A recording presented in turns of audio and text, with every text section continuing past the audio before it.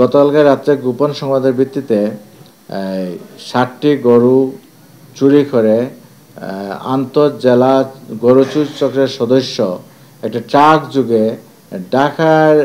ঢাকার দিকে নিয়ে যাওয়া সংবাদের ভিত্তিতে আমরা জামালপুর থানা পুলিশ তাদেরকে ধাওয়া করে কম্পপুর এলাকা থেকে 2 জন চোর সহ 60টি গরু ধৃত করতে সক্ষম হই এবং বাকি 9 জন চোর ছিল 7 জন পালিয়ে যায়।